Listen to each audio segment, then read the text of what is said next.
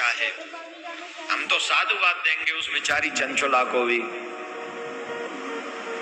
जब मां पार्वती के पास पहुंची तो बोले मेरे पापी पति का कुछ करवा दो, उसका भला हो जाए। हाँ या ना? ईमानदारी से जितने पुरुष बैठे माला झोली लेके बताओ, तुम्हारी पत्नी मां जाएगी सिफारिश लगाएगी तुम्हारी? जवाब दो ईमानदारी से कि महाराज किशोरी जी मिल जाएं, ये सखी बन जाएं। वह किशोरी जी कहे हम तुमसे बड़ी प्रसन्न हैं, बताओ क्या चाहती हो? तो बताओ आजकल की पत्नी क्या मांगेंगी किशोरी जी से? ये मांगेंगी हमारो पप्पू बड़ो पापी हो, बड़ो ऐसो ही कर दो। एक किशोरी जी कृपा करो ने को भाई सुधार दो, भाई पतो करवा वो कहाँ है, भाई जब बुला लियो। किंगी जितने मालाधारी बैठे ईमानदारी से जवाब दिए, झूठ मत बोलिए, तुम्हें तुम्हारी सु एको पति हामी ना भर रो कि जी हमारी कह सके मां। अच्छा एक बात बताओ, चुना है विश्वास क्योंकि तुम यहाँ ने दुखी राख तो तुम यहाँ दुखी राखोगी तो जी तुम्हारी सिफारिश करेंगी मां।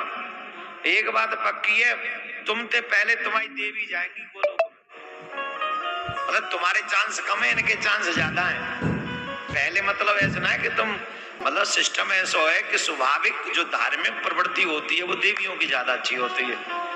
तो चांस मिलेंगे अगर जैसे दोनों पति पत्नी यहाँ आ भी रहे पूजा पाठ में, तो पति पत्नी दोनों आ रहे हैं तो पत्नी का ज्यादा रुझान है और पति तो बेचारे चलो ठीक है तुम कह रहे हो तो चलते चलो। तो कृपा किस पे पहले होगी, देवी पे कि देवता पे? जिसका रुझान ज्यादा है उसी पे। तो अब कृपा हो गई और वो गोलोक पहुंच गई और तुम रह गई नहीं कहीं इधर उधर पेड़ पौधा पे लटके हुए। अब एक ऑप्शन ये भी है कि तुम्हारी पत्नी मां प्रशंसा करे और तुम्हें बचाए, तुम्हारे लिए कोई उपाय करे, जैसा कि चंचुला ने किया। शिव पुराण की कथा का एक उदाहरण हम दे रहे हैं, ऐसे नहीं। कल आपने पूरी कथा सुनी है तो बता है।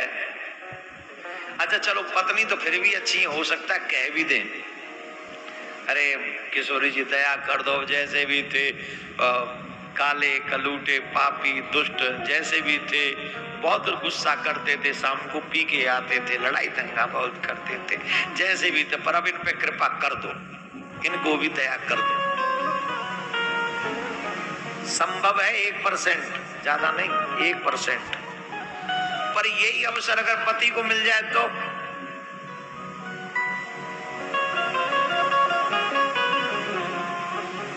ये पति कहेंगे हमारी देवी कहाँ है ना? जानते हो क्या?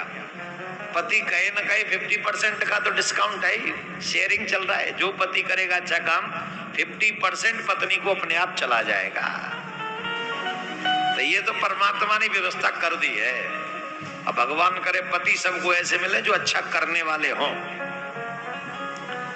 कह रहे ऐसा तो हमने उदाहरण दे दिया है, इसलिए भी उदाहरण दे दिया कि अगर ये बात वहां याद रहे तो अपने पार्टनर की भी सिफारिश।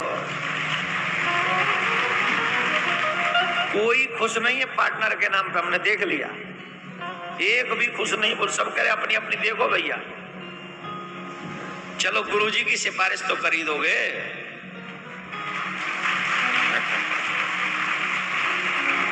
ये ज्यादा भजन करने वालों की जिम्मेदारी ज्यादा है कि जब किशोरी जी तुमसे प्रसन्न हो जाएं तो गुरु जी की सिफारिश। बोले वो 24 घंटे इधर उधर लगे रहे, कुछ भजन भजन किया नहीं उनने, तो जरा उनके ऊपर दया कर दो, क्योंकि उन्हीं की कथा सुन के हम आपके भजन में लग गए थे। इतनी कह देना बस याद रहे तो, बाकी हम यूं ही कथा कहते रहेंगे। करना सबको भजन चाहिए। तो जिस पुराण में बिंदु की पत्नी ने अपने पति का कल्याण कराया और कल्याण शिव महापुराण की कथा को सुनकर बिंदु जैसे पापी का भी हो गया, तो उसी कथा को सुनकर हमारा कल्याण भी निश्चित होगा, ऐसा विश्वास रखकर शिव महापुराण की कथा को सुनना चाहिए। ध्यान रखें, दो चीजें महत्वपूर्ण हैं, श्रद्धा और विश्वास। विश्वास और श्रद्धा के बिना कथा सुन रहे हैं तो इसका वो फल नहीं मिलेगा जो मिलना चाहिए। अगर शिव पुराण के श्रेष्ठतम फल को प्राप्त करना चाहते हो तो व्यासपीठ से जो कहा जा रहा है कि इस कथा को सुनने का ये फल है, तो आपको गांठ मार लेना चाहिए, बोले यही फल मिलेगा। No if no but. Vyas ji ने शिव पुराण में लिखा है, और व्यास जी ने जो शिव पुराण में लिखा है, तो व्यास जी के वचनों पर अगर तुमको विश्वास नहीं कल्याण हो जाए, फिर तो होना ही नहीं चाहिए कल्याण। सबसे बड़ी बात है कि हमें व्यास जी के वचनों पर विश्वास हो। श्रद्धा विश्वास रूपणम,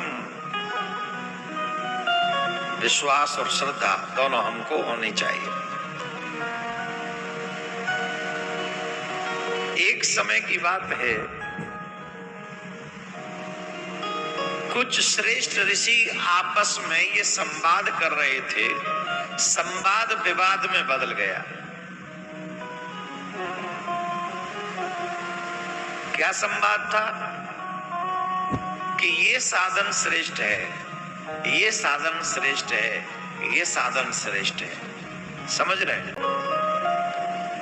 वो चर्चा करते हैं कि कौन सा ऐसा साधन समाज को दिया जाए जिस साधन को करने से समाज में जो लोग हैं, सृष्टि में जो मनुष्य हैं, उनका कल्याण हो।